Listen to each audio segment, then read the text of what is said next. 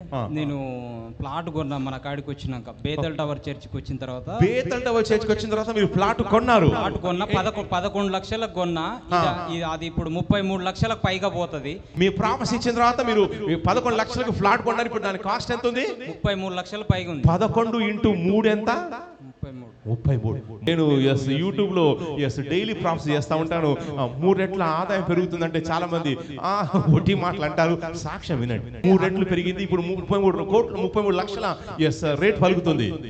అమ్మినోళ్ళు ఏందవుతుందంటే 11 లక్షలకి అమ్మినాం కదా, ఇంత రేట్ వస్తుందని వాళ్ళు వ్యతిరేకంగా ఏం చేస్తారు అంటే సంబంధం లేని వాళ్ళు గడ పోయి కోర్టుకు వేసిర్రు. మార్కెట్ వాల్యూ ఎక్కువ పెరిగిపోయింది, ఆడు బాగుపడతాడని కుట్ర చేసిర్రు అన్నట్టు. ఓకే, నేనేం చేసినంటే తర్వాత వాళ్ళు పోయిన తర్వాత కోర్టుకి ఇంటికి వచ్చినాయి కదా, పోలీస్ స్టేషన్ కి ఎక్కడ పోయినా కానీ అందరు మన సైడే మాట్లాడుతారు, నా సైడే. ఇప్పుడు మా కోర్టు ఎవరైతే చేస్తారో వాళ్ళు ఇప్పుడు వాళ్ళ పరిస్థితి సైలెంట్ అయిపోయారు.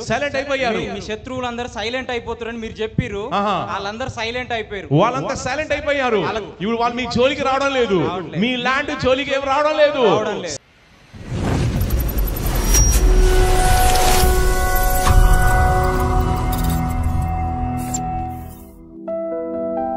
Praise the lord.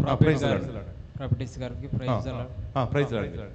నా సాక్ష్యం ఏంటంటే నేను ప్లాట్ కొన్నా మన కాడికి వచ్చినాక బేతల్ టవర్ చర్చికి వచ్చిన తర్వాత మీరు ప్లాట్ కొన్నారు. ప్లాట్ కొన్నా 11 లక్షలకు కొన్నా. అది ఇప్పుడు 33 లక్షలకు పైగా పోతుంది. మీరు బేతల్ టవర్ చర్చికి వచ్చిన తర్వాత గట్టిగా వినండి. బేతల్ టవర్ చర్చికి వచ్చిన తర్వాత 11 లక్షలకు నేను ప్రామిస్ ఇచ్చాను. అప్పుడు ఇచ్చారు. మీ ప్రామిస్ ఇచ్చిన తర్వాత మీరు 11 లక్షలకు ఫ్లాట్ కొన్నారు. ఇప్పుడు దాని కాస్ట్ ఎంత ఉంది? 33 లక్షల పైగా ఉంది. 11 × 3 ఎంత? 33. 3 రెట్లు. చూసారండి, 3 రెట్లు. నేను యూట్యూబ్ లో డైలీ ప్రాప్స్ చేస్తా ఉంటాను. 3 రెట్ల ఆదాయం పెరుగుతుందంటే చాలా మంది ఒట్టి మాటలు అంటారు. సాక్ష్యం వినండి. 3 రెట్లు పెరిగింది. ఇప్పుడు 33 లక్షల రేట్ పలుకుతుంది. ఓకే, 33 లక్షలకు పలుకుతుంది. అయితే అమ్మినోళ్ళు ఏందవుతుందంటే 11 లక్షలకి అమ్మినాం కదా, ఇంత రేట్ వస్తుందని వాళ్ళు వ్యతిరేకంగా ఏం చేస్తారు అంటే సంబంధం లేని వాళ్ళు గడ పోయి కోర్టుకు వేసిర్రు. అంటే మామూలు జిరాక్స్ పేపర్ పెట్టి ఫేక్ పేపర్స్ పెట్టి చేసిర్రు. నాకాడ ఒరిజినల్ డాక్యుమెంట్స్ అన్ని ఉన్నాయి, క్లియరెన్స్ ఉంది. ఆల్రెడీ అమ్మిన వాళ్ళే చేసిర్రు. పక్కన వాళ్ళు కూడా చేసిర్రు, వాళ్ళకి సంబంధించిన వాళ్ళు. ఒక 5-6 కుటుంబాల కలిసి వ్యతిరేకత చేసిర్రు. ఇప్పుడు మార్కెట్ వాల్యూ ఎక్కువ పెరిగిపోయింది, ఆడు బాగుపడతాడని కుట్ర చేసిర్రు అన్నట్టు. నేనేం చేసినంటే తర్వాత వాళ్ళు పోయిన తర్వాత కోర్టుకి ఇంటికి వచ్చినాయి కదా, పోలీస్ స్టేషన్ కి ఎక్కడ పోయినా కానీ అందరు మన సైడే మాట్లాడుతారు, నా సైడే.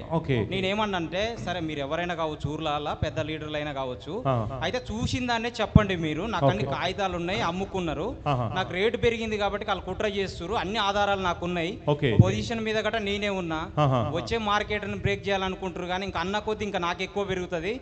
నేను 11 లక్షలు ఇలా 33 లక్షలు ఇలా కుట్ర చేస్తారు కానీ ఏం చేయలేరు. కోర్టుకు పోయినా కానీ నాకే ఫేవర్ ఉంది, అన్ని ఒరిజినల్ డాక్యుమెంట్స్ పెట్టేసిన. లాయర్ గారు గట అనుకూలంగానే ఊర్ల వ్యక్తులు గట వ్యతిరేకత ఉన్నా గానీ దేవుడు మనదే పై చేయింది. లాస్ట్ లో ఏమైందండి? మార్కెట్ వాల్యూ మళ్ళీ నేను గట్ట వేరే వాళ్ళకి అమ్మాలని, మంచి మార్కెట్ వస్తుంది కదా అమ్ముదాం మంచిగా అనుకుంటే. ఇప్పుడు మా కోర్టు ఎవరైతే చేస్తారో వాళ్ళు ఇప్పుడు వాళ్ళ పరిస్థితి సైలెంట్ అయిపోయారు. మీ శత్రువులు అందరూ సైలెంట్ అయిపోతారని మీరు చెప్పిర్రు, వాళ్ళందరూ సైలెంట్ అయిపోయారు. వాళ్ళంతా సైలెంట్ అయిపోయారు. ఇప్పుడు వాళ్ళు మీ జోలికి రావడం లేదు, మీ ల్యాండ్ జోలికి ఏం రావడం లేదు. సైలెంట్ అయిపోయారు. కోర్టులో కేసు వేసిన వాళ్ళు కూడా సైలెంట్ అయిపోయారు.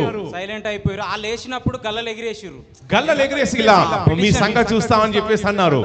ఇప్పుడు ఏమైంది? ఇప్పుడు వాళ్ళకి రిటర్న్ పోయినాయి కదా, మళ్ళా రిటర్న్ నోటీసులు పోతే అలాగనే రిటర్న్ నోటీస్ పంపించారా? పంపించినాము. సైలెంట్ అయిపోయారు. అమ్మాయి సైలెంట్ అయిపోయారు. ఇప్పుడు మీ ల్యాండ్ జోలికి రావడం లేదు. గట్టిగా చప్పట్లు కొట్టి నేను ప్రవచిస్తున్నాను, ఎవరైతే మీకు అన్యాయం చేస్తున్నారో వాళ్ళ నోళ్ళన్నీ కూడా సైలెంట్ అవుతున్నాయి. చెప్పండి గట్టిగా, రిసీవ్ అని.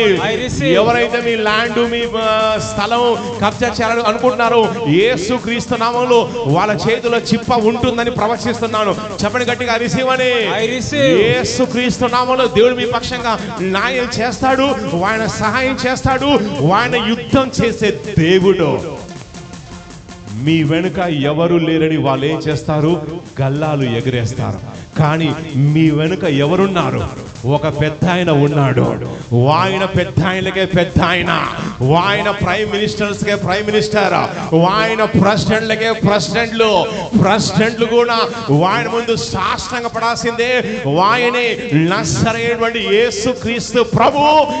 ఎవరైతే మీ విషయంలో అన్యాయంగా జోక్యం చేసుకున్నారో వాళ్ళ చేతిలో దేవుడు చిప్పబెట్టి అడుక్కోమని చెప్తాడు.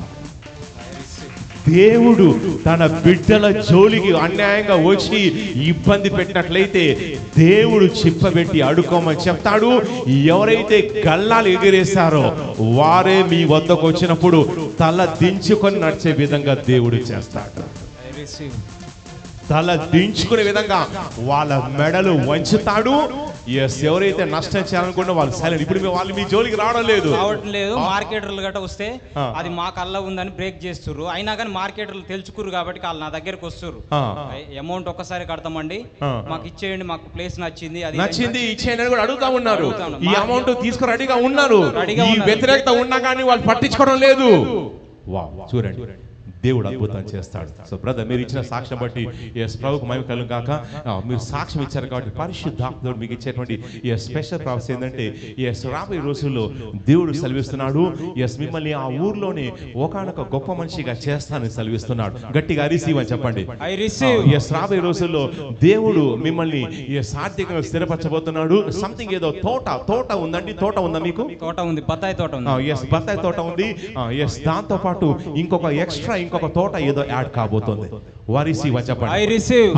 దేవుడు మీకు ఈ తోట ద్వారా వేరే దాని ద్వారా మీకు ఆదాయం దయచేయబోతున్నాడు. మీరు సాక్ష్యంతో రాబోతున్నారు. I receive. God bless you.